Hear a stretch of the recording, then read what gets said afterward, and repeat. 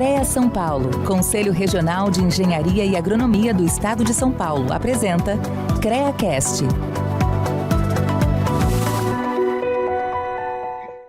Fala galera, seja bem-vindo a mais um CREAcast. Nesse episódio, nesse momento a gente está recebendo o Thiago Alves, que é o CEO da Regos. É um espaço, né, que está muito dentro do que a gente vem pregando, a gente vem compartilhando, a gente vem tentando fazer com que as nossas entidades, as nossas instituições aí tenham esse tipo de mentalidade, esse tipo de mindset, que é uma maneira bastante interessante de incentivar o empreendedorismo, a capacitação. Então, Thiago, obrigado por ter aceitado o convite, obrigado de ter ajustado a agenda com a gente aí e fica à vontade, cara, a casa é sua. Muito obrigado pelo convite. Seja bem-vindo ao Spaces, né? A gente está gravando esse podcast diretamente aqui dessa nossa unidade, que é uma unidade bem interessante. Depois a gente vai falar um pouquinho mais sobre ela. E um prazer falar, né, para o público do CREA. Eu que sou engenheiro, né, que tem o CREA, então participei aí, né, há muitos anos atrás de todo esse processo de me filiar ao CREA e tudo mais. E a gente vai contar ao longo do bate-papo aqui. Sensacional. Eu ia contar o Thiago, que é engenheiro de formação, né? Então já vamos começar falando um pouquinho da sua formação, da sua história, até chegar aqui nessa posição.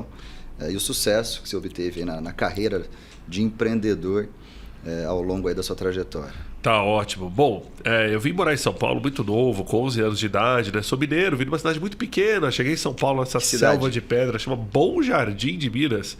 Certeza que pouquíssimos engenheiros nos ouvindo aí vão saber onde fica, né? Porque é muito pequena a cidade, tem 4 mil habitantes, divisa Carol, com o Rio de Janeiro. Que é de Minas. Também vai saber.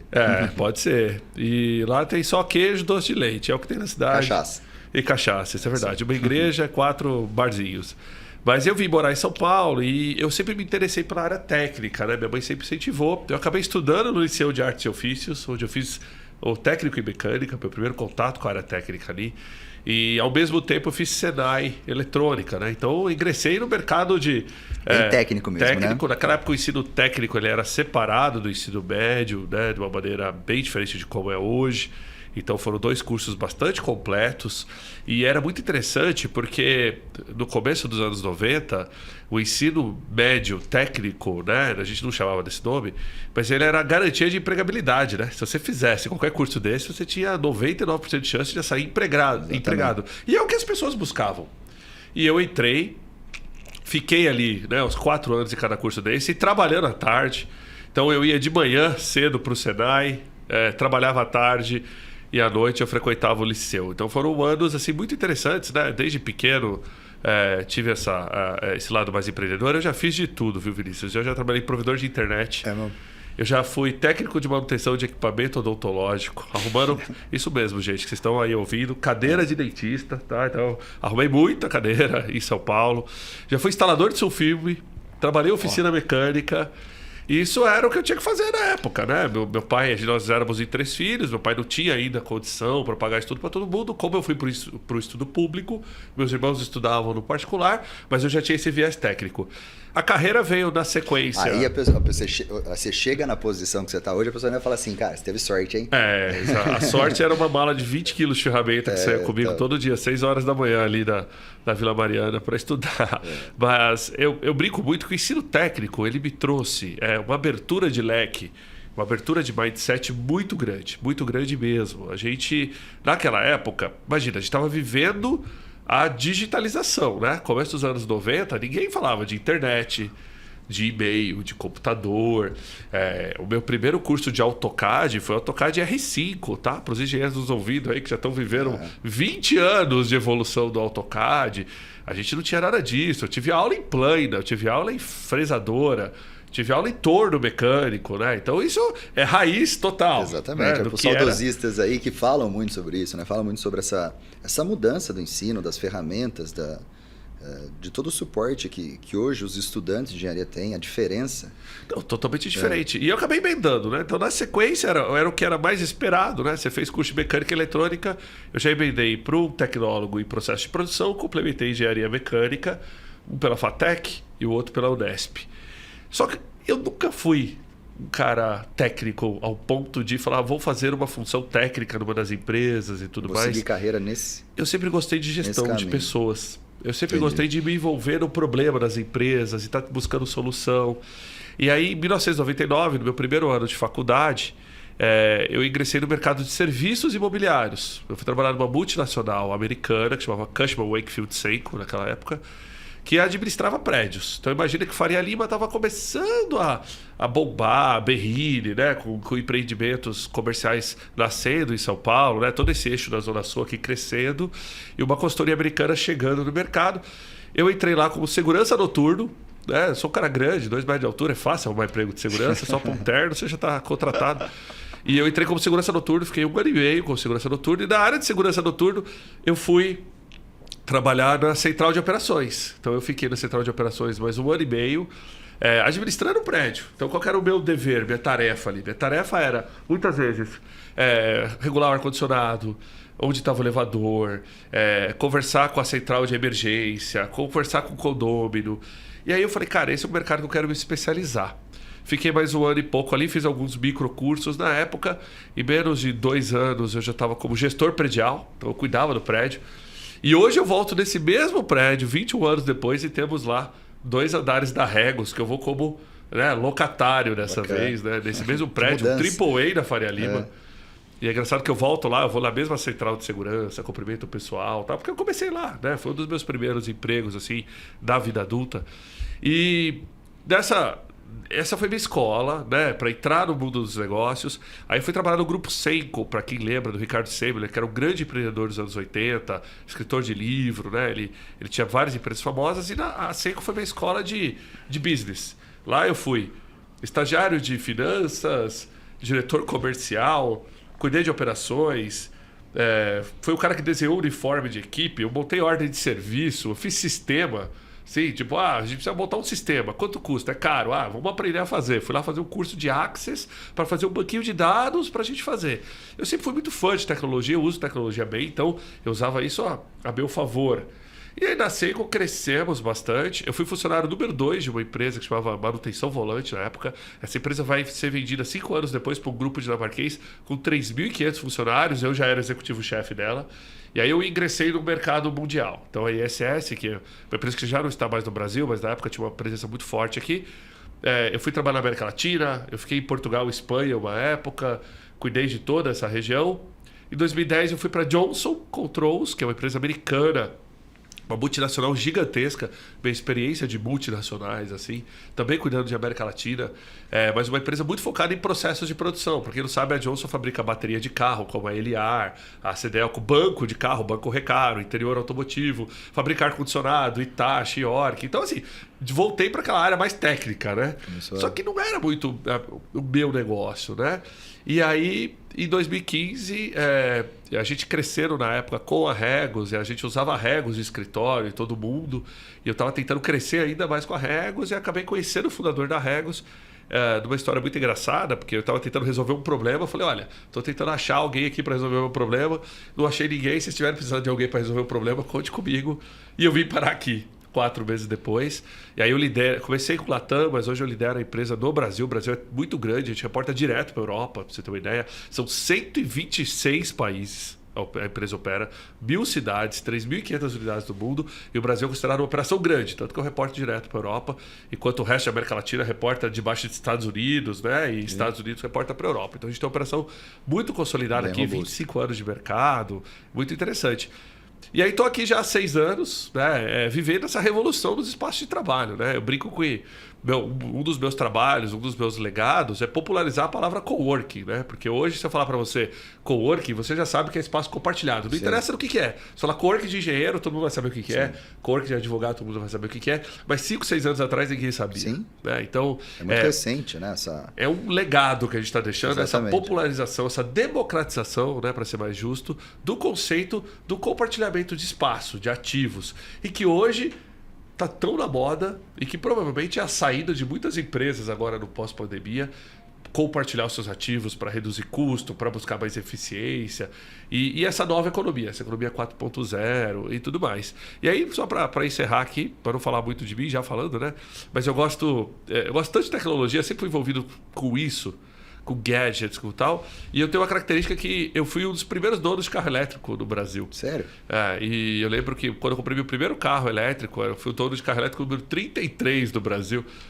de todos os meus amigos da época de faculdade, engenheiros, falam: Thiago, você vai bicar com essa tecnologia, o Brasil não funciona, etc e tal.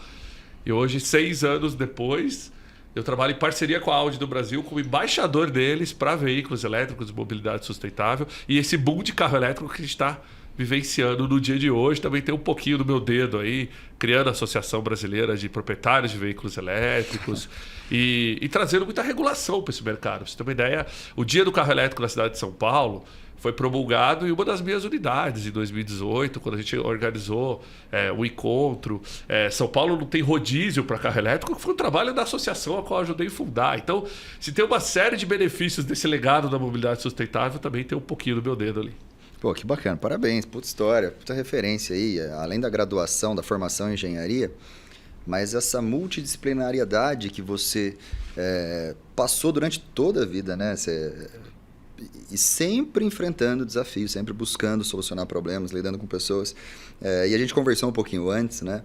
E você fala muito sobre carreira também, né? Você fala muito no LinkedIn sobre aquele engessamento que às vezes o aluno... Eu falei muito que hoje a graduação, né? A gente tem um problema de educação, a graduação, a formação profissional está muito distante da necessidade de mercado, não acompanha a evolução, a revolução que aconteceu. E você fala muito sobre carreira. E essa nova geração está precisando muito de orientação. Então, eu gostaria que você também desse aí uma palavrinha a respeito daquelas situações que você citou, de microdesenvolvimento. Mas se na sua opinião, a gente tem um problema realmente de educação, de formação da base, né? O formato que está estabelecido hoje. Eu acho que o Brasil carece, mas aí não é só o Brasil, não. O mundo inteiro carece de mais dinamismo na educação para que a educação acompanhe as tendências. Vamos pegar hoje a grade de uma engenharia e se a gente pensar dos 5 ou 6 anos, dependendo do tempo do curso ali que ele está formando, você está estudando tecnologias de ontem para aplicar amanhã, não faz muito sentido, né? Talvez na engenharia civil, talvez na engenharia elétrica, alguns conceitos avancem numa velocidade mais rápida do que em outros tipos de engenharia, mas eu tenho certeza que a gente sai da faculdade com uma carência muito grande ainda de prática. A gente sai recheado de teorias, né? Eu brinco com o pessoal assim que eu tirei E, né? Escola pública na época não era notas, né? Mas é equivalente a 10. Eu passei com E em todas as matérias de cálculo, né? Porque eu sempre fui muito bom de matemática. Quantas vezes eu usei as matérias de cálculo na minha vida? Provavelmente pouquíssimas, né? Ao contrário, esses dias eu fui fazer uma árvore de Natal em casa e calculei uma espiral para dar certo o tamanho da mangueira. Foi o máximo que eu consegui usar de referência de tudo aquilo. Mas o que acontece? Era uma base necessária? Com certeza, mas muito técnica para os dias de hoje. Então eu acho que sim, o ensino precisa se atualizar nesse sentido, ser mais dinâmico e tem que estar mais conectado com o digital. Agora, a pandemia trouxe uma super oportunidade aí, né? Nunca antes no mundo a gente viu todo mundo e o mundo todo passando pela mesma necessidade de digitalização. Eu acho que as faculdades têm uma super oportunidade na mão hoje. Cada vez mais eu tenho sido convidado, por exemplo, para ir falar em cursos de graduação, em faculdades, né? Ou mesmo em microcursos, para que as pessoas possam saber como é que é a prática. Porque a prática hoje em dia é o que a gente chama de soft skill, né? É o que manda. Se a gente voltar um pouquinho para o benefício da nossa audiência, no passado, você era contratado pelo que você entregou para alguém, sem saber se você vai conseguir entregar para mim. O que é isso? Eu levava um currículo, que era uma fotografia de ontem, do que eu fiz para outras empresas, e com base naquilo as empresas tomavam a decisão do que eu posso fazer para você. Ué, as condições de temperatura e pressão ali eram totalmente diferentes. Trazendo a engenharia para não, sempre vai ter uma referência de engenharia.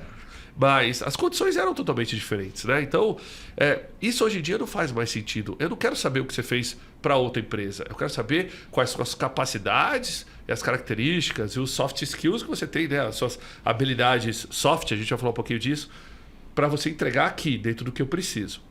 E o que eram os hard skills, né? O que eram as habilidades duras do passado? Era a sua formação. Eu sou engenheiro, ponto. Você era rotulado com aquela cabeça de diploma, que você sabe fazer conta, mas que você não tem jogo de cintura, de que você não é o cara que tem empatia, não serve fazer gestão de pessoas, etc e tal. Não é convidado para tomar uma depois do trampo, né? Esse cara é chato. E assim como se alguém for fazer hoje qualquer aula de, sei lá, de biológicas, vai pagar pelo mesmo preconceito e por aí vai. Mas hoje em dia já não é mais assim. A engenharia abriu tanto a minha cabeça para tantos conceitos que hoje eu consigo aplicar no dia a dia. Eu acho que o engenheiro é um profissional tão completo, assim como o administrador de empresa, né? Por essa questão que o mundo hoje, a gente tem que ser generalista, a gente tem que ser bom em tudo. O mundo não é mais do especialista. Então, por isso que eu acredito muito que a gente não contrata mais por hard skills, a gente contrata por soft skills, né? Por suas características leves. Se você é uma pessoa agilizada, se você tem bom jogo de cintura, se você se comunica bem, se você se dá bem com o par. Gestão de conflitos. Né? Se você sabe fazer gestão de conflitos, ou pior, se você sabe participar de gestão de conflitos, porque boa parte do processo criativo das empresas vem de conflitos. É conflitos de processo, de produto ou de pessoas. Se você consegue lidar com situações de pressão, se você é um bom comercial, se você sabe vender bem, qual que é a faculdade de vendas? Vamos pensar. Qual curso de engenharia forma vendedor? Nenhum. E todas as áreas de engenharia precisam de vendedores. Né? Qual curso da engenharia forma gestor de pessoas? Entendeu? Engenheiro em gestão de pessoas. Não existe. Agora, todas as áreas de engenharia, todas as empresas que precisam de qualquer braço de engenharia, com certeza precisam de gestão de pessoas. Então, eu acho que esses soft skills é a palavra da ordem, é a palavra do momento para quem estiver nos assistindo. E, mais uma vez, essa pandemia trouxe uma grande oportunidade da gente fazer microdesenvolvimento. Aquela ideia que eu tive também no passado, de fazer MBA, 2 anos, formar, depois fazer outra, tenho 2 MBAs no currículo. Hoje em dia já não serve para mais nada nesse sentido. Se você quer uma graduação mais longa, legal, faz sentido. Você quer, né, adquirir todo esse conhecimento. Mas para o dia a dia, como eu preciso ser bom em soft skills e o meu hard skills não é tão importante, ou a empresa me treina, ela quer resultado rápido. Então, quer velocidade, né? Vou contratar o Thiago para ser um comercial. O Thiago é formado com engenharia. Ele tem os soft skills que eu preciso. Legal. Eu vou treinar ele para ser um bom comercial. E esse treinamento não precisa ser 2 anos. Ao contrário, ninguém mais tem 2 anos para esperar, né? Se a gente pensasse bem, em 2005, quando fez meu primeiro MBA, a gente fazia business plan de 10 anos. Né? Então, hoje, se a empresa durar 5, já tá bom, né? A gente estava falando de fazer um business plan de 10 anos. Mudou tudo. Hoje é muito mais dinâmico. Então eu acho que sim, microcursos de 2 meses, de 3 meses, e ampliar muito a sua grade de conhecimentos de forma que ela seja mais multidisciplinar. Você não precisa ser um polímata, você não precisa ser um estudioso de todas as áreas e ser necessariamente bom em tudo. Mas você ser um bom generalista que flutue bem, e aí sim, você desenvolva competências específicas através de microtreinamentos, é o que as empresas estão buscando hoje. Se a gente pega as 10 profissões do futuro e a gente vê que tem lá técnico em dados, analista de dados, técnico de informática, de computação, de programação. Na hora que a gente olha para essa formação, não é processamento de dados. Quantos programadores de grandes startups têm cursos que ele fez em casa, remoto, ou skills, né, habilidades que ele aprendeu sozinho?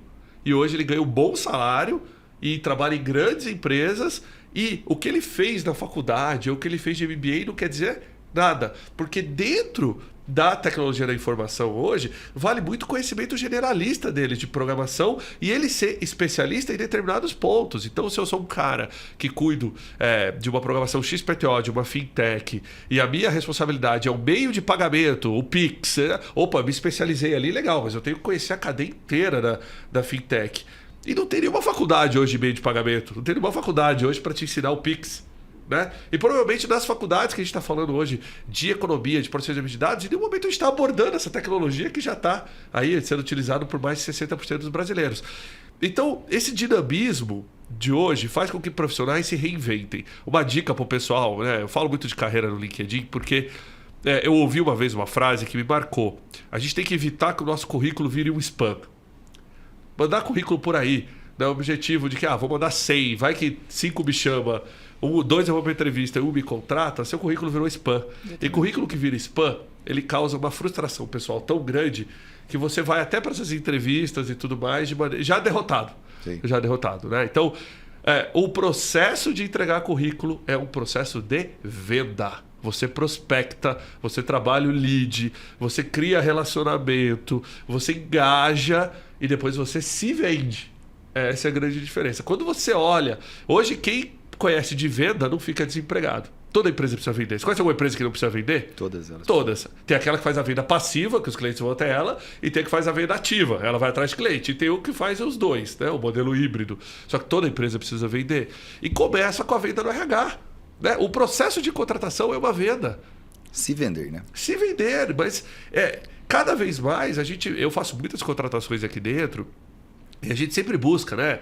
Contratar de maneira justa, sendo diverso, sendo inclusivo, que não é fácil no Brasil, tá? Vou falar para vocês, não é fácil. Então você tem que muitas vezes, isso que é legal, você não olhar hard skills. Porque se eu for olhar hard skills, quem tem acesso às melhores faculdades? Quem teve acesso a uma melhor educação de base, quem tem uma melhor situação econômica. Então, você não vai trazer diversidade se você contratar da mesma forma aqui. Agora, soft skill, nada define.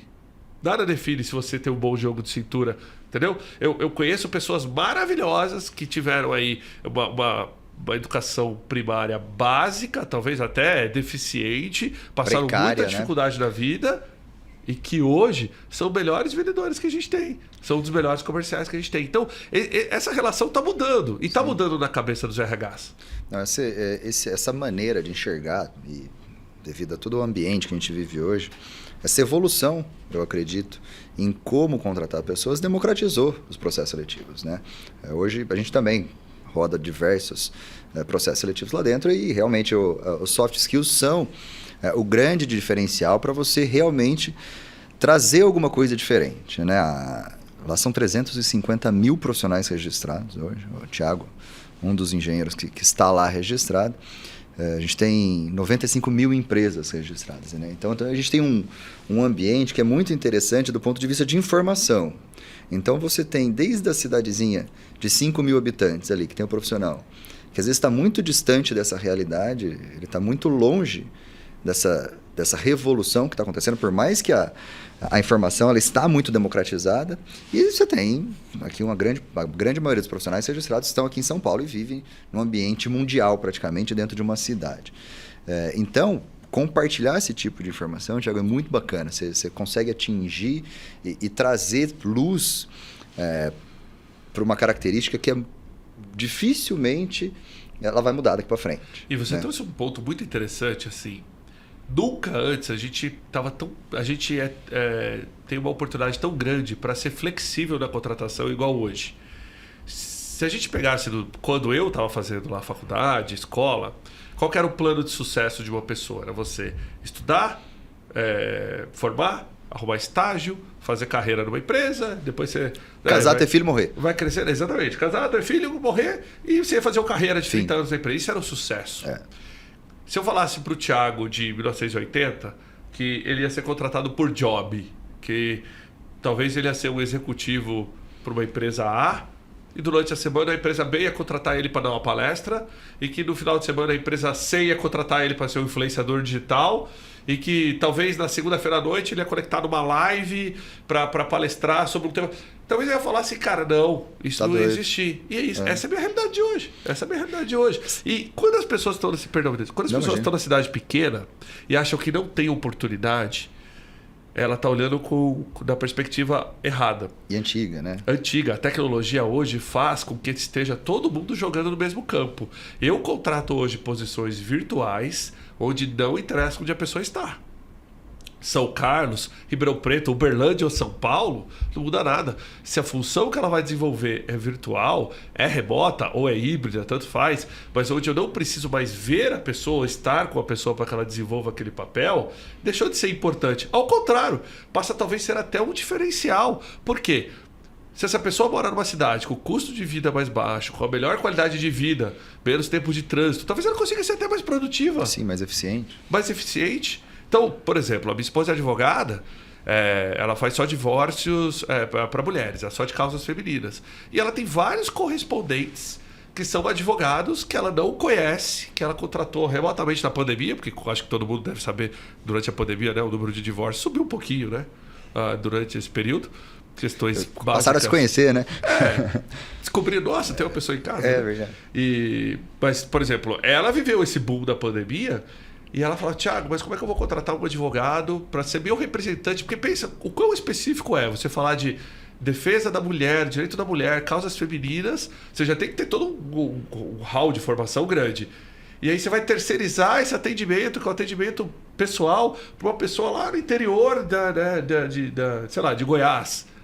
E aí ela começou a ver que no virtual ela não tinha que se preocupar com isso. E essas pessoas que estavam lá não passavam pelo mesmo desafio que ela passava. De escritório, onde ela levava meia hora para chegar, 1 hora para chegar. E aí já perdia esse tempo. Ou mesmo, né, o conflito de uma agenda de cidade grande. Que a gente sabe como é que é. Vamos sair para almoçar aqui na região de Pinheiros, onde estamos? Vamos. É no mínimo 1 hora. Concorda? Quantos de nós tem o privilégio de almoçar em casa? Pouquíssimos. Né? Só quando a gente está trabalhando em casa. E quando a gente está trabalhando em casa, você padece dos outros maus. A gente vai falar um pouquinho mais aqui, que o home office traz também. Então, esse balanço que eu acho que a cidade pequena traz, essa oportunidade do mundo digital de jogar por igual, eu acho que é uma oportunidade única que quem estiver nos ouvindo, né, os engenheiros, todo mundo que estiver nos ouvindo agora, saibam que cada vez mais empresas procuram. Sou um grande amigo aí, por exemplo, do diretor da BASF no Brasil, né? Um grande abraço para ele, inclusive Lacerda. E ele fala, Thiago, eu contrato engenheiro, o pessoal voltado lá para a parte de desenvolvimento de produtos químicos da BASF, pessoal de agronomia, etc. Eu contrato no Brasil inteiro sem saber onde a pessoa está. Porque o que eu preciso é do entendimento técnico deles. Eles vão trabalhar com um produto que é virtual, eles vão estar desenvolvendo teoremas ali em computação, uma série de coisas que tanto faz onde esse cara está hoje. Né? Então, é lógico, para gerar cultura de empresa, aí é um outro ponto que a gente pode discutir aqui, o virtual talvez tenha seus desafios. Exatamente. Não, só, até para a gente concluir e virar... uma pergunta para você. Você acha, você tocou num ponto muito interessante, né? Que as pessoas, às vezes, elas têm aquele drive de que para ela ser bem-sucedida, para ela funcionar, ela precisa graduar e arrumar um emprego, carteira assinada, pronto, entrou numa empresa, aconteci, daí virei gente, deu certo. Você acha que está mudando para esse tipo de perfil que você falou assim, pô, eu vou fazer uma palestra aqui, vou fazer um outro trampo aqui, vou fazer um job ali, vou ser contratado para fazer esse aqui. Essa adaptação a esse momento de oportunidades diversas que acontecem, porque você citou vários exemplos de contratações independente da posição que você está, do lugar que você está, do espaço físico que você está, mas se você sabe, você enxerga oportunidade, você acha que a gente está mudando para um perfil mais empreendedor? Por que eu falo isso? Porque isso é uma das grandes discussões dentro do ensino de engenharia, né? Nós formamos bons funcionários. A engenharia ela tem um papel muito bom. A engenharia brasileira ela é fenomenal. Do ponto de vista técnico, ela é reconhecida mundialmente. Ela é menos reconhecida no Brasil do que fora. É verdade. Isso é fato. Mas a gente não pode negar que a gente forma bons funcionários. A gente não forma bons empreendedores, pessoas com esse tipo de perfil. Falam assim, opa, deixa eu enxergar essas oportunidades que aqui estão. Eu consigo me conectar aqui, aqui, aqui, aqui. Pô, às vezes é melhor do que pegar um emprego seja, sei lá, mas linear. Sabe por quê? Empreendedorismo não é hard skill. Empreendedorismo não é uma característica que você ensina. Empreendedorismo, ele é prática. É uma habilidade. E ele é habilidade. Você sabe que a pessoa é empreendedora desde criança. Né? Então, eu sempre faço muita analogia aos meus 2 filhos, né? Porque eu tenho um de 9 e um de 6 anos, que são completamente diferentes. E aí você começa a perceber a diferença em coisas básicas, como lidar com a mesada. Um gasta tudo no dia que ganha, o outro guarda. E tem sempre dinheiro que o outro não tem. E em compensação, tipo, você pergunta o que vai ser quando crescer. Aí o pai tem aquela expectativa, né? Vai ser astronauta, vai ser jogar. E ele fala, não, você é youtuber, é o que ganha dinheiro. Entendeu? Tá errado? Não tá. O que ele assiste hoje em dia? O que ele ouve? Né, nas mídias, é que uma das profissões que mais bem paga hoje em dia é a posição de influenciador digital. Então, a gente vive um mundo diferente. Sim. Eu acho que o empreendedorismo, hoje, ele deveria sim ser ensinado em escolas, mas ele tem que ser potencializado para aquelas pessoas que têm esse talento nato. Não tem problema nenhum em ser um bom funcionário, não me entenda errado. Não. O mundo também não vai conseguir ter 7 bilhões de empreendedores. Né? E tem gente que vai querer mas ser nem um tudo bom só para ser carreirista. funcionário, né? Você tem que ter as opções de carreira. Para isso que tem o signo, para a gente botar a culpa em alguém, não é? Tipo, meu signo não deixa eu ser empreendedor. Não vou. Mas a questão é que assim, a gente sabe que cursos de exatas, em geral, né, trazem bons gestores, bons colaboradores, né? E os empreendedores têm uma mente criativa. E aí eu vou puxar um pouquinho de por que isso está acontecendo, né, nos ambientes hoje em dia. Por que o empreendedorismo está tão em alta? Primeiro, a gente nunca teve um mercado tão dinâmico, onde tudo muda muito rápido. Há 3 anos atrás, São Paulo era invadida com um boom de patinetes e bicicletas. E a gente falava que esse ia ser o futuro de São Paulo, né? 3 anos atrás. Hoje, eu desafio vocês a dar a volta no quarteirão aqui e tentar achar um patinete. Não tem. Não tem. Né? O que mudou? que acabou com isso? Será que foi a pandemia? Ou será que o modal de transporte não era tão disruptivo como a gente achou que ia ser? Então, essa mentalidade criativa, ela também tem uma questão de dinamismo, timing, né? O momento certo de lançar ideias. Quantas pessoas não tiveram uma ideia igual a do iFood antes, só que talvez não tiraram do papel e o iFood tirou? Quantas pessoas já não pensaram em N casos do que está acontecendo hoje? Bom, vamos pegar home office. Videoconferência é novo?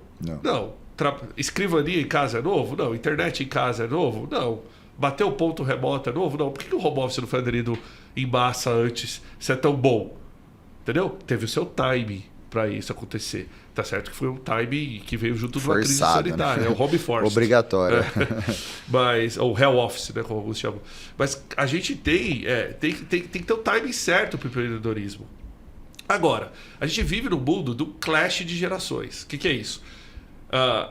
Tem uma geração que está saindo dos ambientes de trabalho agora, que é a geração ali nascida em 1945 para frente, os baby boomers, pós-guerra. A gente tem uma geração que é a principal geração dos ambientes de trabalho hoje. Ela divide, a X e a Y dividem, né, mais da metade dos cargos do ambiente de trabalho. Que são duas gerações com características diferentes, né?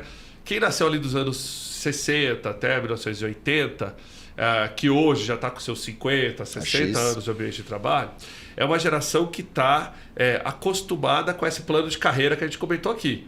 Nasce, cresce, estuda, depois faz um estágio, vai.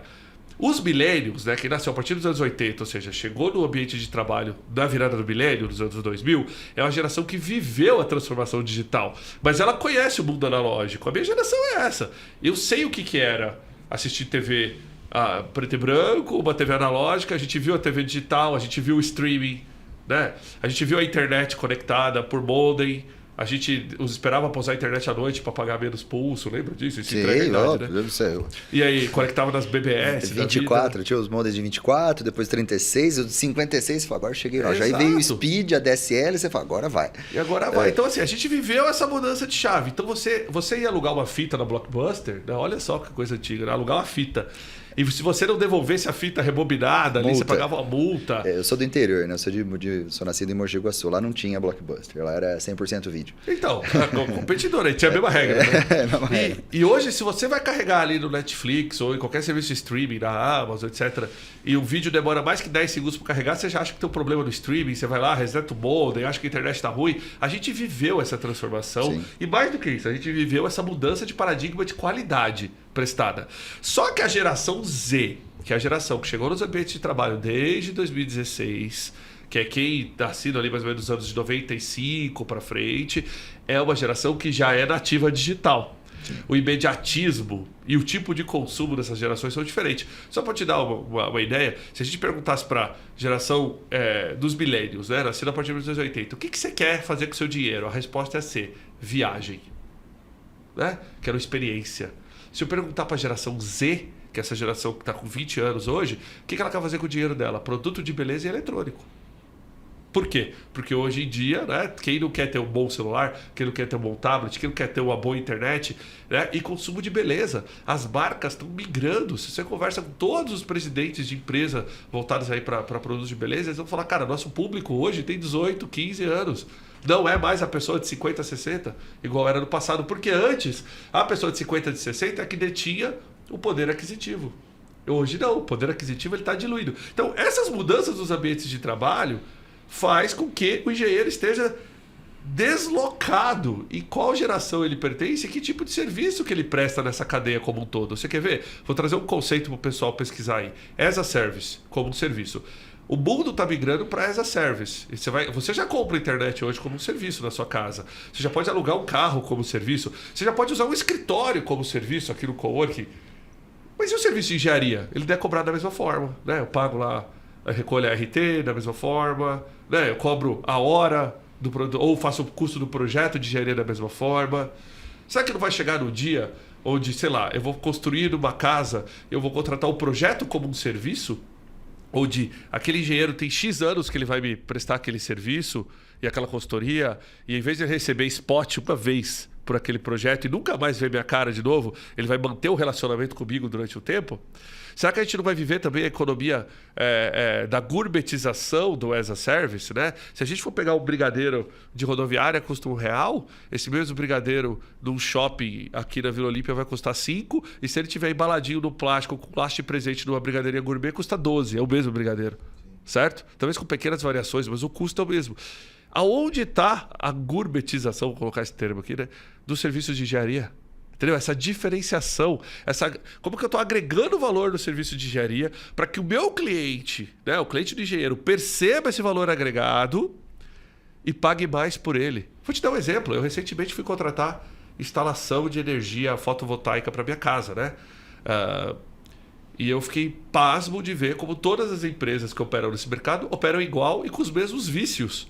Você fala, gente, se alguém resolvesse isso, tinha resolvido o problema. Só para dar um exemplo curto, todos te vendem a placa e o serviço de instalação. E nenhum desses eu pedi isso. Eu falei, cara, eu quero alugar as placas mensalmente de você e quero fazer um contrato de 10 anos. O negócio é bom? É bom, eu gosto de estar me falando. Você mostrou um projeto aqui que se paga em 4 anos. Então, para você alugar para 10, vai ser ótimo. Porque em 4 anos eu estou te ajudando a pagar essa conta e do 4 a 10 anos você vai ganhar dinheiro comigo. Isso aqui. Não consegui. Lá nos Estados Unidos, que é o principal mercado hoje de energia fotovoltaica, até porque eles carecem de sol comparado com o Brasil, só que é um mercado que tem uma matriz energética super ruim, né? Super poluente. O Brasil tem uma matriz energética muito mais verde. Eles têm esse modelo de implementação. Lá você faz lease de sistemas solares.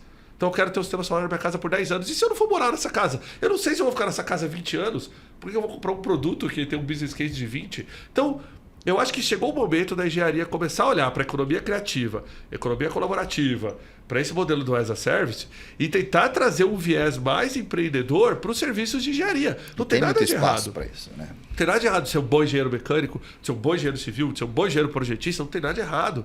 Só que a gente sabe que cada vez mais a tecnologia, a automação e a robotização das coisas, né, a internet das coisas, fazem com que a necessidade de serviços braçais subam. Eu fiz a brincadeira aqui no começo do AutoCAD. Fazer lá no R5, R6, sei lá o que era, fazer um desenho era difícil. Eu, que vim da época de aprender a desenhar em prancheta, eu preferia fazer na prancheta, que era mais difícil fazer no computador do que fazer na prancheta.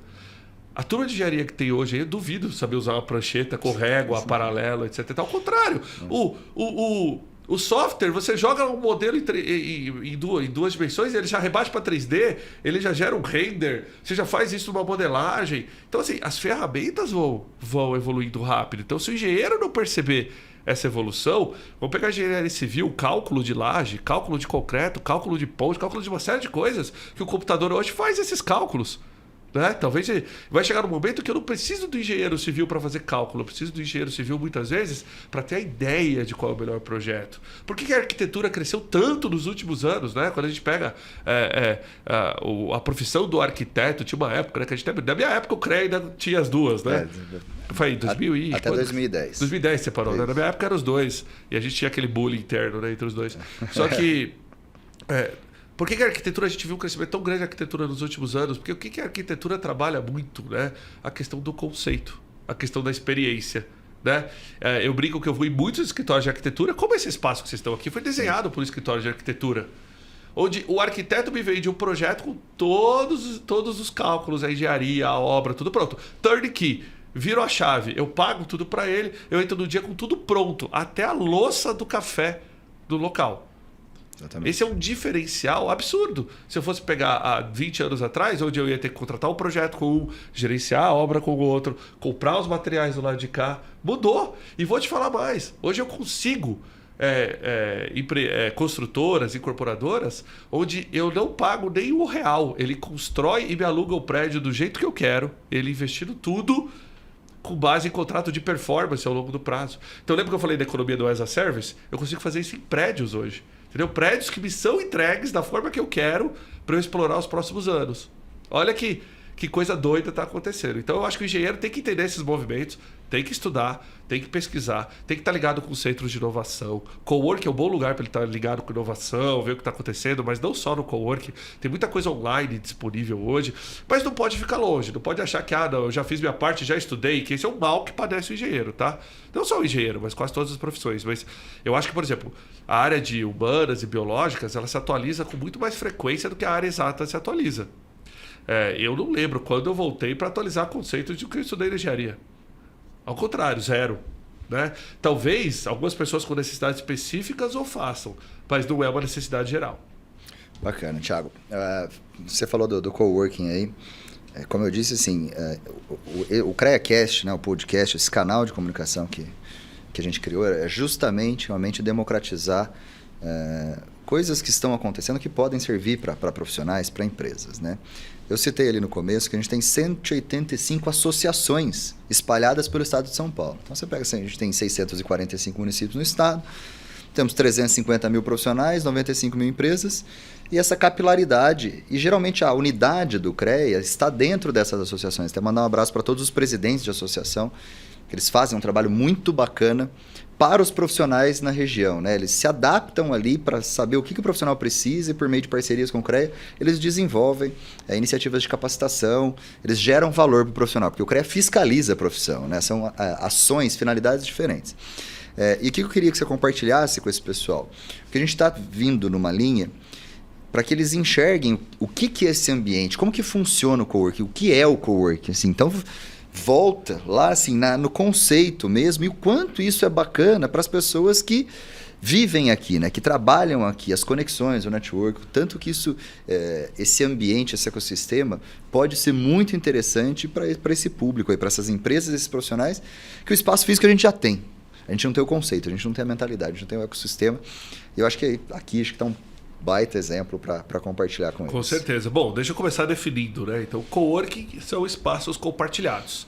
Sejam eles prédios inteiros, alguns andares, espaços pequenos. Tudo que é compartilhado e que envolve espaço é definido pelo termo, que inclusive já é aportuguesado, chamado coworking ou cowork, né? Com K mudo. O coworking não é novo, por incrível que pareça, né? Ele foi inventado em 1989, até pelo fundador do nosso grupo, lá na Bélgica, onde ele percebeu que as pessoas estavam comprando café e fazendo reunião na calçada, ou se apertando num café. Ele tinha um trailer de alimentação, um food truck da época, né? Tinha um trailer de alimentação, e ele percebeu aquela necessidade, ele vendeu o trailer, alugou o prédio do lado, dividiu em salinhas, fez uma parceria com o café e falou, quer alugar o café, quem comprar o café ganha 15 minutos de uso da salinha, ou quem alugar a salinha ganha o café. E ali nasceu a Regos, em 1989. Esse conceito rapidamente ganhou o mundo. O Brasil recebe a primeira unidade da Regos em 1994, aqui no WTC, inauguração do WTC na Berrini. Imagina, olha o quão novo é, né? Assim, chegar a um dos principais prédios que foram landmarks aqui na cidade de São Paulo, junto já com uma unidade da Regos, né? Foi o contrato global da Regos com o World Trade Center na época. E quando chegou, a gente não chamava de coworking, tinha outros nomes, né? Isso já chamou escritório virtual, isso já chamou campus, escritório compartilhado, mas coworking eu acho que foi o termo que mais democratizou esse conceito. O coworking ele consiste de você compartilhar espaços e ideias. O que é isso? Se você pegar uma empresa tradicional, ela tem que ter o seu espaço próprio, uma recepção, alguém para fazer a manutenção, segurança, correios, ela tem que pagar a conta de água, de luz, de internet, o seguro, e ela tem que prever todo o espaço que as pessoas vão utilizar. E aí eu sempre brinco com o pessoal, falo o seguinte, qual que é o metro quadrado mais caro do Brasil? É São Paulo, Brasília, Rio de Janeiro? Cara, o metro quadrado mais caro do Brasil é aquele que você paga e não usa, é simples assim. Então você tem no teu escritório, área que você está pagando, porque vai que um dia eu cresço, mas você está pagando aquele metro quadrado desde hoje, ele é o mais caro do Brasil para você, na sua realidade. Fazendo uma analogia com um carro, você pode ter 2 carros na garagem, né? Você pode ter um carro popular e um carro premium. Qual é o mais caro? Aquele que não anda. Se o carro premium anda todo dia, o popular fica parado na garagem, o popular é muito mais caro por quilômetro rodado. Então, a gente tem que fazer essa mesma comparação quando a gente olha para os escritórios. O coworking, ele é um espaço compartilhado, onde as empresas compartilham recepção, as áreas comuns, né? A copa, todo esse espaço, sala de reunião, etc e tal. E ela tem as suas áreas privativas para o tamanho que ela quiser. Só que é flexível. Ela pode falar, eu quero espaço para uma pessoa hoje e amanhã para 2. Ela pode falar, eu quero ficar 1 ano com uma sala para 10 pessoas e depois diminuir ou crescer. E aí, ela tem essa facilidade de poder acompanhar o seu crescimento, o seu decréscimo ao longo do tempo, que no espaço tradicional você não consegue. Outra coisa que acontece no coworking, o senso de comunidade, network, as pessoas interagem, se conhecem, fazem negócios. Hoje, se eu tivesse uma empresa, né, sem querer, acho que a gente puxa a sardinha para o nosso lado, mas se eu precisasse crescer a minha empresa, eu ia para o coworking, porque é onde eu vou encontrar potenciais clientes, potenciais parceiros, até mesmo potenciais competidores, por que não? Mas, só para você ter uma ideia, o coworking, como esse aqui onde estamos, tem em torno de 400 empresas aqui dentro. Tá? Sendo que dessas 400, a gente deve ter algo em torno de 200 empresas que estão aqui de maneira física, todo dia vem, ou vem uma vez por semana e por aí vai. Aí tem o modelo híbrido, que é o que a gente vai falar um pouquinho. E tem as empresas que estão aqui de maneira virtual. Né? Então, por exemplo, tem o endereço aqui, tem o atendimento postal aqui, tem o atendimento telefônico aqui, mas ela não precisa estar aqui fisicamente, porque o cara está em home office. E esse custo é compartilhado com todo mundo, né? Exato. Aí que está o ponto. E aí que está a diferença. Por que quando a gente olha para os carros hoje em dia, né? O que é mais barato? Eu tenho um carro ou andar de aplicativo? O que leva a gente a fazer essa pergunta? O quanto eu preciso me deslocar? Se eu ficar em casa todo dia e eu só uso o carro provavelmente de final de semana, tenho certeza que você vai fazer a conta que o aplicativo é mais barato.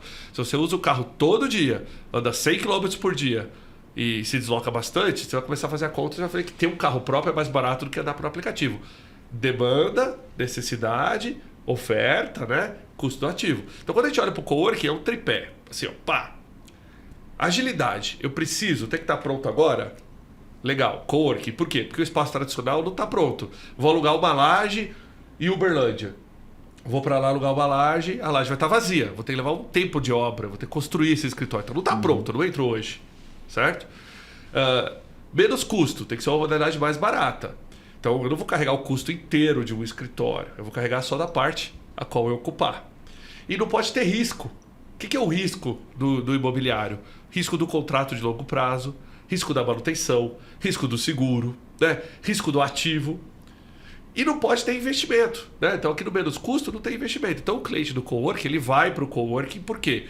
Porque ele vai muitas vezes para um espaço que já está pronto, com tudo pronto, internet, ele só chega e trabalha. Precisa botar um carpete no chão, está tudo pronto. Ele precisa investir.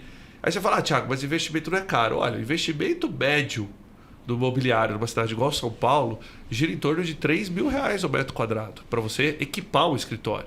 Tá? Então, se a gente pega um escritório de 1.000 metros quadrados, a empresa vai colocar 3 milhões. Thiago, mas isso é para empresa grande. Vamos fazer para empresa pequena. Você precisa de 10 funcionários? Legal. Por lei em São Paulo, 7 metros quadrados por pessoa, né? Que é o que a ocupação que a prefeitura libera para BITS e bombeiros e tudo mais. Você precisa de 70 metros. 70 vezes 3, você vai gastar R$200.000 de investimento. Talvez você consiga fazer com 100, dependendo da característica do imóvel. Sim. Mas não quer dizer que você vai conseguir fazer com 0. Então, no coworking tem essa vantagem. Você não precisa investir. Se você não tem 10 funcionários hoje, é 1, você pode contratar para 1, para quando você crescer para 2, você contrata para 2. Então você tem essa flexibilidade de tamanho e você tem essa flexibilidade de prazo. Por quanto tempo você precisa de um escritório? 1 mês, 1 ano, 1 dia, você consegue no coworking. No tradicional você não consegue. Thiago, mas coworking é para todo mundo? Sim, mas nem todo mundo vai ficar no coworking para sempre, porque as empresas também crescem. Então vai chegar um momento onde ela vai ocupar 1, 2 andares inteiro e a conta do convencional começa a fechar também. Sim. E ela vai falar, pô, dá na mesma. Se eu ocupo o espaço inteiro, eu estou compartilhando comigo mesmo o custo. Dá lógico. Né? Então dá na mesma. Aí muitas vezes é uma questão de comodidade. Quero compartilhar o espaço, não quero. Quero gerenciar a dinâmica de um escritório, não quero. Ou quero ter essa flexibilidade de poder diminuir, não quero. E aí empresas vão optar por um lado ou para o outro. Hoje, para você ter uma ideia, antes da pandemia, 40% dos nossos clientes eram grandes empresas, os outros 40% pequenas empresas e 20% pessoa física. Essa era a divisão do coworking Brasil. A gente é o maior operador do Brasil, tem 70 unidades. A nossa divisão era bem parecida com o mercado. Pós-pandemia, quer dizer, não acabou a pandemia ainda, né? Mas agora, passado 2 anos de pandemia, 60% dos nossos ocupantes, empresas grandes. 20% 30% empresas pequenas e 10% pessoa física. Por quê? Porque o empreendedor, pessoa física, está em casa. Diminuiu. E a empresa grande é a que mais se beneficia do coworking hoje. Por quê? Durante a pandemia ela precisou devolver o seu espaço para se livrar de custo, botou muita gente em casa e ela começou a voltar. No momento que ela começou a voltar, o que fez sentido para ela? Pô, mas eu vou de novo me amarrar num contrato de longo prazo? Ou eu não preciso dessa área toda? A parte da minha equipe vai ficar em casa, tá no modelo híbrido, vou alguns dias ou não para o escritório? Opa, eu preciso de uma área menor ou mais funcional. Primeira opção, coworking. Antes eu era a segunda opção. Ele namorava o coworking e cotava com o espaço tradicional. Hoje o coworking passa a ser a primeira opção. O espaço tradicional passa a ser a segunda. Então é muito legal essa mudança. Tanto que a gente começou a crescer na pandemia. Aí tem um movimento diferente também. Hoje as pessoas querem coworking perto de casa. Aquela ideia de acordar e ficar 1 hora no trânsito para ir para o centro, ninguém quer mais. Só porque o chefe morava perto do escritório, assim, isso não voa mais. Então hoje as empresas estão buscando escritórios regionais. Então, por exemplo, eu abri no meio da pandemia, eu saí correndo para abrir Lapa, Ipanema no Rio de Janeiro, Santo Amaro, sabe? Regiões que não são características comerciais, assim, de escritório, mas que hoje tem essa demanda. Por quê? Porque se tem uma coisa que o home office funcionou, é que você não ter mobilidade, tempo de mobilidade, ele é super funcional, né? Então, eu acordar, tomar um café e já começar a trabalhar, eu ganho 1 hora de manhã. A mesma coisa à tarde, eu ganho 2 horas por dia, 10 horas por semana, 40 horas por mês. Se você multiplica por 12 meses, eu ganhei 500 horas do ano. Isso equivale a quase 3 meses trabalhado. Então, na hora que a empresa faz conta, fala, olha que produtividade. Agora, as pessoas tiveram uma falsa impressão que no home office ela é mais produtiva, só que eles esqueceram que eles trabalharam mais. Porque antes você ficava essa 1 hora no trânsito, muitos trabalhavam no transporte público. A hora do almoço. A hora do almoço. E o home office padece dessa lateralidade, né? De você tomar aquele cafezinho de corredor, de encontrar outras pessoas. Então, tem benefícios, sim. Também tem desafios. Saúde mental dos colaboradores é um. A gente está vendo muitos clientes alugando coworking para esses funcionários que estão no modelo híbrido. 2 vezes em casa, 3 vezes no escritório. Eu pedi para você falar um pouquinho do híbrido. Acho que o híbrido está virando quase que uma... regra. Uma regra, exatamente. Assim, todos estão direcionando para o híbrido, que acho que é o mais equilibrado. E o que é o híbrido? Até para desmistificar, né? O híbrido é um conceito que as empresas estão trazendo onde eu não controlo mais horário, eu não controlo mais jornada, eu não controlo mais a localização desse funcionário. Ele opta pelos dias que ele vai precisar ir para o escritório. E o escritório passa por uma reinvenção. Ao invés de eu ter que ir para o meu escritório porque é lá que o meu chefe quer que eu esteja, eu passo a ir para o escritório porque eu preciso estar no escritório para ser produtivo. Você delega a decisão de ir para o escritório para o colaborador. Não é mais para o chefe. Aquele chefe que fazia cara crachá, controlava o horário, promovia a pessoa que chegava no horário certinho, ou que estava todo dia ali. A dedicação deixou de ser esses componentes. Então, para você ter um modelo híbrido, não dá para ter um modelo híbrido se você ainda controla jornada, horário e localização. Começa por aí. Então, você tem que abrir mão desses controles. Não é fácil. Nossa legislação é bem chata. Tem que homologar com o sindicato, tem uma série de coisas. Mas as empresas que estão implementando isso estão vendo funcionários muito mais engajados. Eu fiz uma pesquisa recente no LinkedIn, que teve até milhares de votos, me surpreendeu bastante a pesquisa, que eu falei, olha, o que vocês preferem? Ganhar a mesma coisa que você ganha hoje e trabalhar 3 vezes de casa, 2 vezes de escritório, ou seja, modelo híbrido, ganhar mais, ter 15% de aumento, mas ter que ir para o escritório todo dia, ou ganhar menos, 15% a menos, só que você ter 100% de flexibilidade no dia e na hora que você quer trabalhar e da onde que você quer trabalhar. Para minha surpresa, 80% das pessoas querem ou modelo híbrido ou ganhar menos e ter flexibilidade. Só 20% querem ir para o escritório todo dia ganhando mais. Aí volta no que eu falei lá das gerações e tudo mais. As pessoas não ganham mais salário. O diferencial não é mais o meu pacote mensal. O meu diferencial muitas vezes é qualidade de vida. Condição. E o modelo híbrido traz qualidade de vida, né? A gente acostumou a ficar perto dos pets, a gente acostumou a ficar perto da família. E aí, de repente, eu tenho que abandonar tudo para voltar para o escritório? Não faz sentido. A gente tem um grande cliente nosso, que é uma indústria de bebidas, que divulgou na mídia, olha, a gente agora tem uma diretoria de saúde mental dos funcionários. E essa empresa é uma das empresas que mais demanda para a gente hoje contratação desse modelo híbrido. Ela fala o seguinte, olha, eu preciso de X diárias de escritório na nuvem para minha força de trabalho. E aí a minha força de trabalho pode reservar onde ela quiser. Eu não sei onde ela vai querer. Você entra no aplicativo e reserva. Então eu tenho, por exemplo, 30 e poucas unidades em São Paulo. O cara escolhe a mais perto da casa dele e trabalha. Ok. E aí, final do mês, eu fecho a continha do bar lá e levo para ele. Olha, tiveram tantos usos, tá aqui. Agora, para ele, isso é tão interessante, porque com o modelo tradicional, como é que ele ia oferecer isso? Ele não ia ter 35 escritórios espalhados. Entendeu? E outra coisa, mesmo que ele tivesse, ele precisa ocupar aquele escritório para fazer sentido. Se a pessoa decide quando ela vai e por que ela vai, ele começa a ficar com o metro quadrado pago e não utilizado. Então, esse modelo híbrido, hoje em dia, ele é o diferencial para trazer talento, ele é o diferencial para que as empresas possam manter a saúde do funcionário em dia. E mais do que isso, para que você possa medir a real produtividade.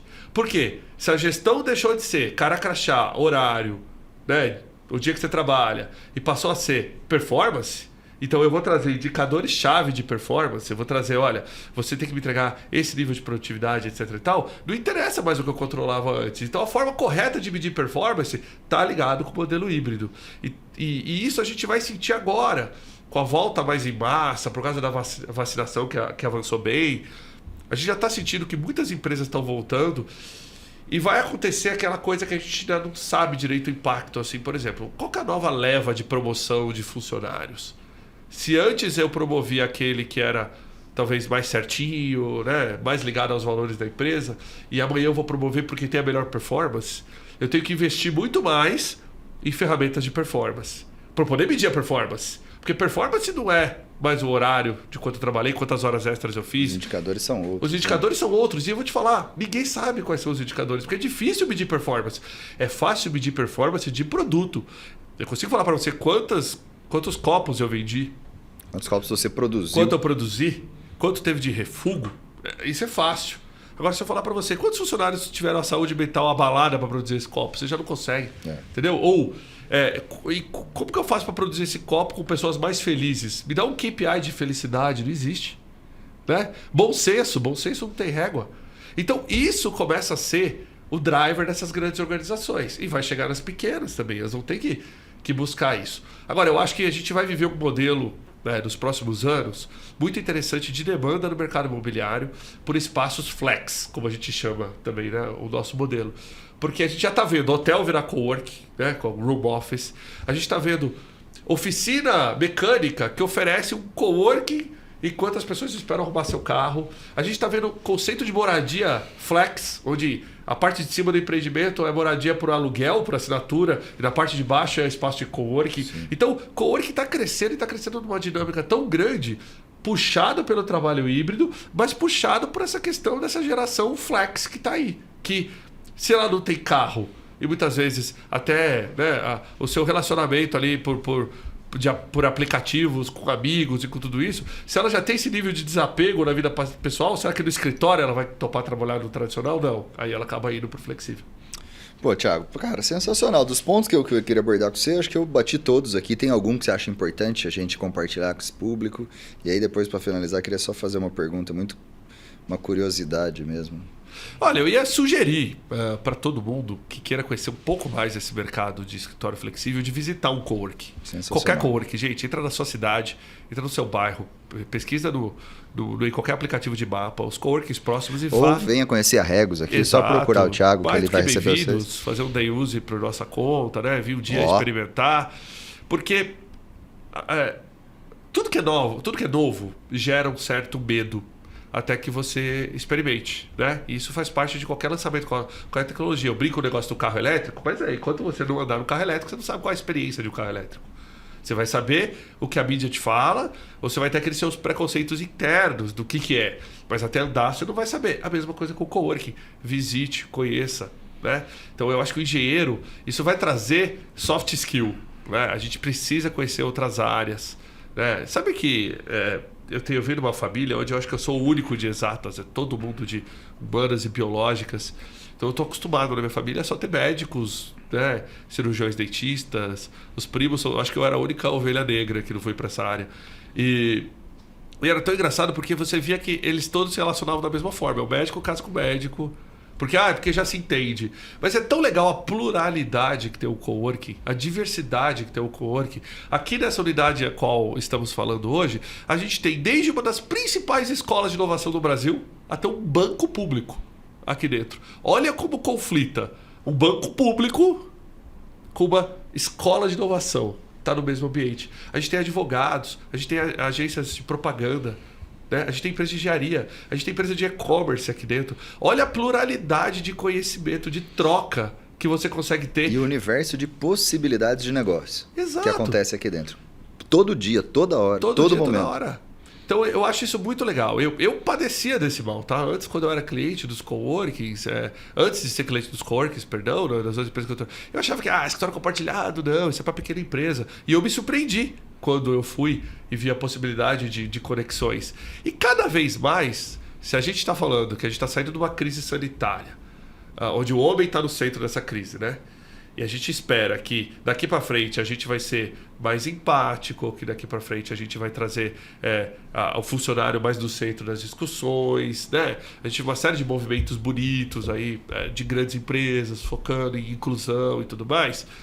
A gente precisa praticar isso. E o coworking é um lugar muito legal para praticar, né? O coworking ele é diverso e inclusivo por natureza, né? Por essa mistura, tudo junto e misturado, é muito legal. Agora, talvez não é todo mundo que vai se adaptar de primeiro momento, né? Aquele cara que gosta muitas vezes, eu quero o meu logo no prédio, o prédio pintado na minha cor, na cor do meu negócio, vai ter que aprender a chamadinha do OLX lá, o desapega, porque não necessariamente isso importa para o teu cliente. Exatamente. O que eu ouço de empresas que vêm e falam o seguinte, eu não estou no coworking porque eu preciso ter a minha recepção, porque o meu cliente é um cliente que assim fala, cara, você já perguntou pro teu cliente o que ele quer? Não. Porque o teu cliente muitas vezes não está nem aí para a cor da tua recepção. Você acha que é isso, né? Muitas vezes ele quer preço e prazo.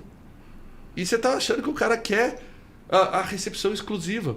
Advogado é um bom exemplo. Por incrível que pareça, advogado e contador é um filé dos coworkings. A gente tem muitos advogados e muitos contadores. Por quê? Porque é um mercado grande e é um mercado que usa dessa estrutura do coworking com muita facilidade. Explora muito, né? Explora muito. E eu tenho desde grandes escritórios que têm suas matrizes gigantescas, né, com aquela ostentação toda, e que o escritório funcional é no coworking, que é onde está o cara que está efetivamente trabalhando ali no dia a dia fazendo, porque ele já entendeu que a pomposidade de um escritório, muitas vezes, para atrair um cliente, não é o diferencial do negócio dele. Assim como tem aqueles que vão ter. Se você falar para mim assim, Thiago, eu vendo moto, quero fazer um showroom no coworking, pula fora. Não é um negócio para você. Por quê? Lógico. Você não vai pagar 1 metro quadrado de escritório para fazer showroom. Não é caro para isso. Entendeu? Eu nunca sei quem vai alugar essa sala. Se é um banco, se é um surfista, vai ter que estar preparado para o banco. Então tudo que está passando aqui embaixo, cabeamento estruturado, internet, firewall, tal, tudo isso é feito para atender o cliente mais exigente. Então hoje eu consigo atender aqui desde uma IBM, uma Accenture, até os principais bancos do Brasil, sem preocupação nenhuma com segurança digital. E agora com épocas de LGPD, a gente sabe o quão importante é isso, né? Agora, quem que se beneficia com essa infraestrutura toda? Aqueles clientes que antes não teriam a capacidade de fazer isso sozinho. Né? Porque ele não investir tantos milhões de reais em segurança digital, mas porque ele está num coworking que tem que estar preparado para todo mundo, ele acaba se usufruindo dessa infraestrutura toda. Cara, sensacional. Eu compartilho muito dessa ideia. Eu acho que isso aqui precisa ser mais popularizado ainda, né? E precisa ser difundido e precisa chegar até na cidade, na menor cidade do estado, que pode ajudar muito as pessoas. Então esse é o objetivo de eu tentar impulsionar tanto. Agora a pergunta aqui para a gente finalizar, Thiago, agora é pro Thiago, pro pai aí de 2 crianças, pro marido, pro CEO, pro engenheiro, pro empreendedor. Caramba, tanta gente assim. Não, porque eu quero a sua ótica assim, que essa ótica diversa mesmo que você tem. Qual é o grande problema do país hoje, na sua opinião? A gente tem mais 1 hora de podcast? Quanto tempo a gente tem para essa pergunta? Olha, eu acho que começa pelo que está escrito na nossa bandeira. A gente precisa trabalhar mais progresso, entendeu? E é difícil trabalhar progresso, porque envolve a gente pensar como sociedade. A gente está muito dividido como país. A politização dividiu opinião de tudo. Da forma como a gente come, a forma como a gente se veste, a forma como a gente trabalha, a forma como a gente vota. E isso é ruim para o Brasil, né? Eu acho que a gente tem que voltar a ser brasileiro, pensar como uma unidade só. e principalmente pensar no progresso do nosso país. E o progresso ele tem que ser inclusivo, ele tem que trazer todo mundo para a discussão, entendeu? Todos os lados.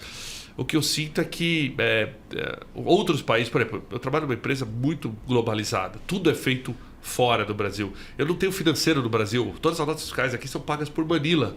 Meu call center é em Dallas, o nosso jurídico é na Inglaterra. Então eu tô todo dia, toda hora, trabalhando com outros povos que atendem o Brasil. E o que eu percebo? Eu percebo que essa cultura da globalização e tudo mais é uma coisa que o brasileiro, a gente não tem pra cá. A gente acha que muitas vezes, não, tal empresa XPTO, essa empresa fica ali não. Se ela estivesse em São Paulo funciona, mas porque ela fica ali não funciona. Então eu acho que a gente precisa parar e repensar valores próprios, individuais, para que efetivamente a gente tenha progresso. A gente não vai chegar, a gente não vai ser o país do amanhã. Eu já acreditei fortemente de que o Brasil era o país do amanhã. Né? E olha que engraçado, quando você trabalha em empresa internacional, você está o tempo todo explicando notícias, né? Você explica todas as notícias possíveis. E eu estou fazendo isso nos meus últimos 20 anos, em todos os governos e tudo que passou aí. Vai para cá, vai para lá, faz isso, faz aquilo. Estamos no topo do ranking, estamos embaixo do ranking, vira o ranking, a gente está nos dois lados. Então, é difícil, porque a gente passa por uma insegurança muito forte lá para fora. E como profissional, agora, sabe o que é legal? A gente é criado num ambiente tão inóspito que se o brasileiro for para fora, ele tem super sucesso. Eu lembro quando eu comecei a viajar na América Latina, Europa, e trabalhar, todo mundo falava, nossa, mas você sabe fazer isso também? Eu falava, gente, mas isso é básico lá no Brasil. Mas por que não? Você faz ou você tá morto lá no Brasil. Como assim? Você cuida de operação, você sabe calcular faturamento, você sabe fazer preço, você sabe calcular imposto, você sabe como... Ué, se eu não fizer isso, eu não vendo no Brasil. Mas lá fora, você não precisa fazer isso, porque o negócio funciona. Então, eu acho que essa multidisciplinaridade que o brasileiro tem, se a gente explorasse ela para o bem no Brasil, a gente ia resolver metade dos problemas que o Brasil tem. A gente é um país grande, dimensões continentais, não é fácil, muita desigualdade. Eu tento olhar para a diversidade e inclusão de maneira diferente, né? O pessoal da minha equipe sabe. Esse tema senta na minha cadeira, não é na cadeira do RH, não é na cadeira de ninguém, sou eu que empurro para que a gente seja uma empresa diversa e inclusiva. Porque eu não posso mudar o meu status quo, né, de ter nascido homem, branco e chegar onde eu cheguei com o meu mérito. Mas eu posso mudar para baixo, eu posso ajudar, eu posso fazer com que eu tenha mais mulheres, eu posso fazer com que eu tenha mais equidade racial na empresa. E a gente não tá lá. E olha que número interessante eu vou te dar. Eu tenho 80% das minhas colaboradoras são mulheres. 80%. Qual empresa no Brasil tem 80% da folha formada por mulheres? Só que a gente não parou aí. A gente falou, cara, tudo bem, eu tô super bem com o protagonismo feminino, mas eu ainda treino meus funcionários, meus colaboradores, igual eu treinaria se eu fosse uma empresa que tivesse 60% de homens. Pô, se eu tenho um público tão diverso, eu tenho que ter treinamento diverso. A gente foi lá e se aliou uma escola de liderança feminina. Porque se o meu público, né, meus colaboradores são mulheres, eu tenho que focar nessa especificidade que eu tenho.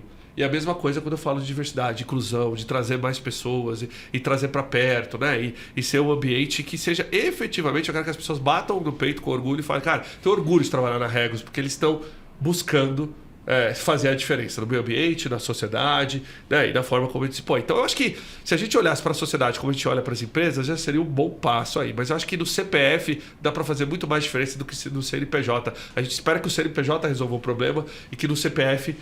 Não, aí é o governo que vai fazer. Ao contrário, a gente consegue fazer a diferença no CPF também.